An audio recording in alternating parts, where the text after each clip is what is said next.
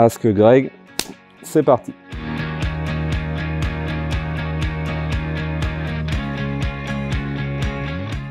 Eh bien, je suis arrivé au HBC Nantes en 2005. À l'époque, pour entraîner l'équipe réserve du club. Et puis, dès l'année suivante, on m'a demandé de créer un centre de formation, de travailler à la création d'un centre de formation. Et je suis devenu donc entraîneur de l'équipe réserve et on a commencé à mettre en place les premières pierres du centre de formation, donc responsable du centre de formation à partir de 2006. Ensuite, à partir de 2009, j'étais toujours responsable du centre de formation, mais je suis devenu adjoint de l'équipe professionnelle avec Thierry Anti pendant 7 ans, jusqu'en 2016. En 2016, je suis retourné essentiellement sur la formation, même si j'avais jamais lâché la direction du centre. Je me suis consacré à la formation pendant 3 ans et depuis 2019, je suis entraîneur adjoint de l'équipe première et directeur sportif du club.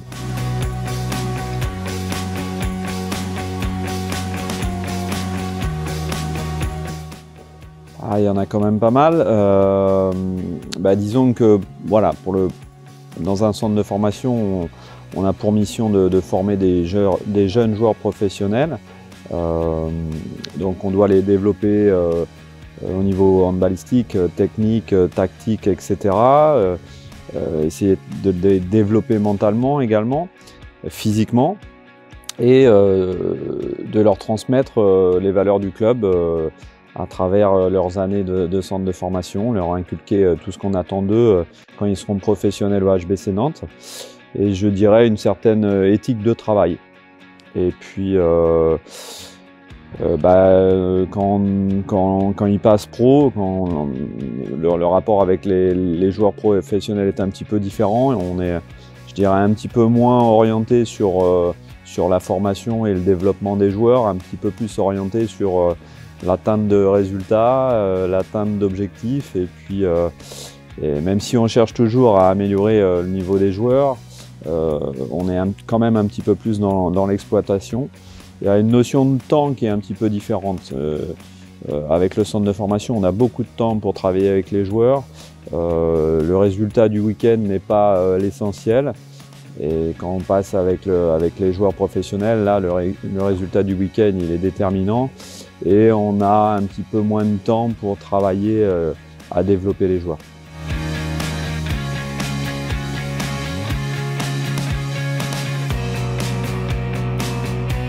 Disons que le temps mort, c'est un moment très particulier du match.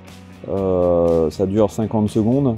Donc c'est pas le moment, je pense, pour l'adjoint de passer ses messages. C'est le moment où, la plupart du temps, l'entraîneur principal passe ses consignes, et puis ensuite il y a parfois des joueurs qui prennent la parole ou un petit conciliabule, et on doit très vite retourner au match. Et c'est vraiment pas le moment pour l'entraîneur adjoint de passer des consignes ou d'intervenir, ça ferait trop d'informations. Donc c'est un petit peu pour ça que sur les temps morts, j'interviens pas, mais c'est le cas dans beaucoup d'équipes. Je pense qu'il faut une certaine organisation dans ces 50 secondes pour passer les messages essentiels. Et puis par contre, tout au long du match, on a beaucoup plus de temps pour échanger entre coachs. Je me lève et puis je vais passer les informations que je vois à Alberto, parfois un petit peu trop même, parce que j'ai été aussi dans la position de l'entraîneur principal. Parfois, on est concentré sur le match et il faut aussi faire le tri de toutes les informations qu'on reçoit pour faire les bons choix.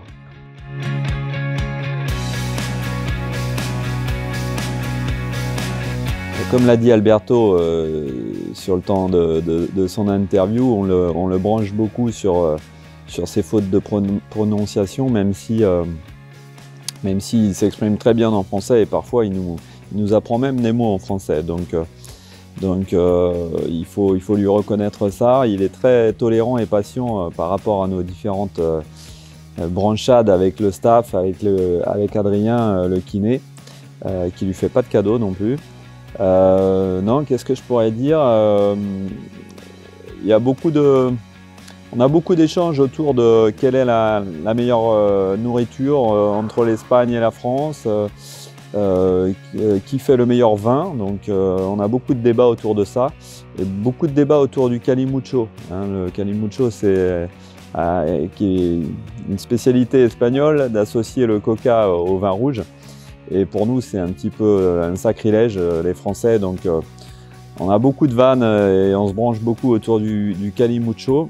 Et pour tout vous dire, on a fait un petit pari pour les derniers championnats du monde. Et Alberto a perdu. Donc il nous doit un apéro pour tout le staff et je pense qu'on va goûter le calimucho incessamment sous peu. Donc voilà les petites nouvelles de notre vie de staff.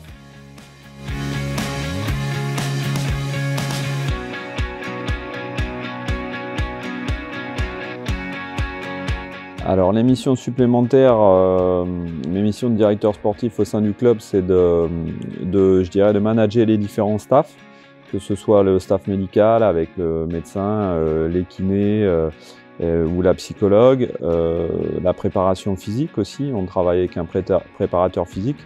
Et mon rôle, c'est d'être un petit peu le lien entre le président et ses différents acteurs. Au quotidien, d'assurer ce lien et de les manager. Ensuite, j'ai toujours un œil sur ce qui se fait au niveau du centre de formation. On a un nouveau responsable de centre de formation qui s'appelle Dimitri Fleurance, mais c'est moi qui continue de superviser la structure. Donc je l'accompagne, je suis avec Dimitri dans la gestion de certains dossiers. Et aussi dans la gestion du recrutement du centre de formation, je continue à travailler avec lui. Et puis derrière, les dernières missions, j'ai envie de dire, c'est de participer à la politique de recrutement de l'équipe première et d'essayer d'avoir une vision sur du moyen long terme plutôt que sur du court terme.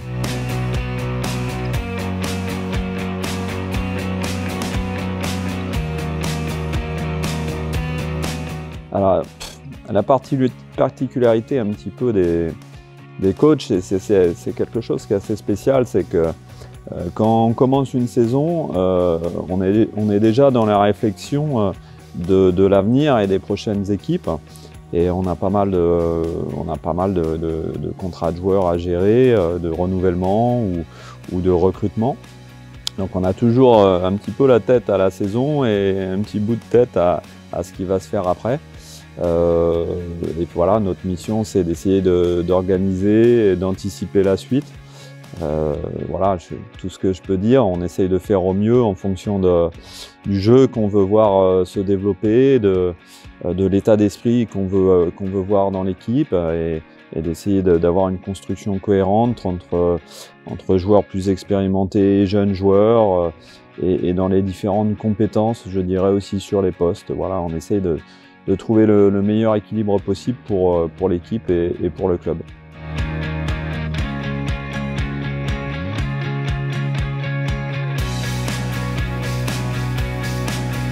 Pas assez de temps pour déconnecter, malheureusement.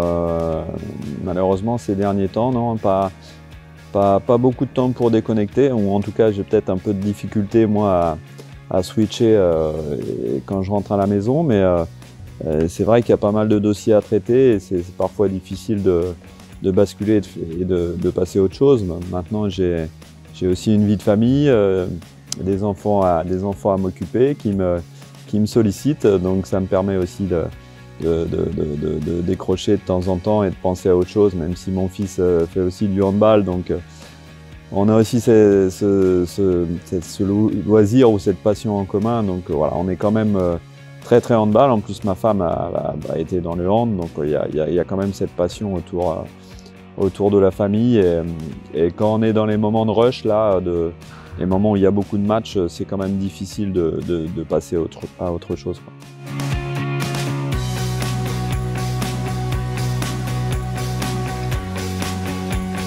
Là déjà, il n'y a pas de résultat parce qu'il n'y a pas de compétition, mais Mais quand je suis retourné avec le centre de formation là, de 2016 à 2019, je faisais mon petit point presse le dimanche matin et je regardais les résultats de toutes les catégories, de toutes les compétitions. Donc je jetais toujours un petit coup d'œil sur l'équipe de Trignac. Mais c'est vrai que depuis 2019 là, que je suis reparti avec l'équipe pro, je le fais plus. Je dois avouer que je suis plus trop les résultats. Maintenant, de temps en temps, je reçois quand même des informations. Je crois qu'ils sont en pré-national maintenant. Mais voilà, je suis un peu moins assidu sur les résultats de mon club d'origine.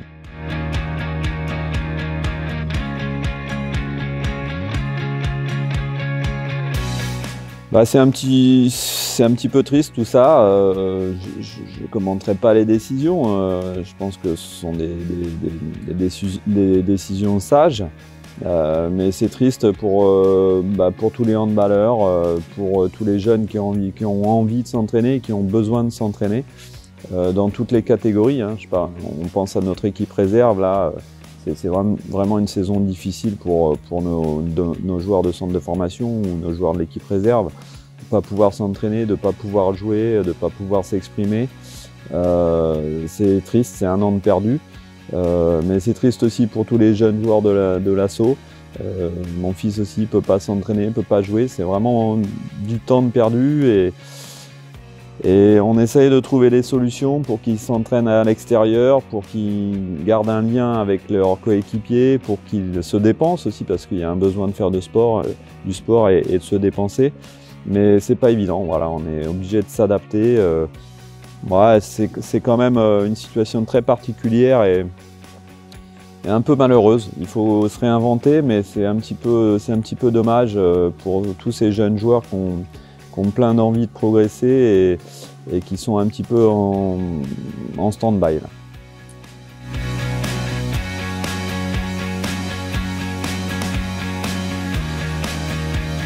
Oui, bah, je crois que je reçois quand même pas mal de messages de partenaires, d'abonnés, de fans du HBC Nantes qui me disent à quel point on leur manque. Leur dire simplement qu'eux aussi nous manquent beaucoup. Qu'un match sans public, un match sans supporters, c'est vraiment différent. C'est vraiment difficile parfois. On s'est aperçu cette année de l'importance que pouvait avoir notre public, nos supporters, nos partenaires dans ce club, dans cette ambiance, dans notre identité même. Ils font partie de notre identité et on attend vraiment avec impatience qu'ils reprennent le chemin de la salle et qu'ils reviennent dans notre salle et de revivre les ambiances qu'on a pu vivre à Nantes. Voilà, ça nous manque beaucoup. Maintenant, il faut qu'on garde le cap et qu'on finisse bien la saison et qu'on atteigne les objectifs. Mais on a vraiment, vraiment hâte de les retrouver dans notre salle.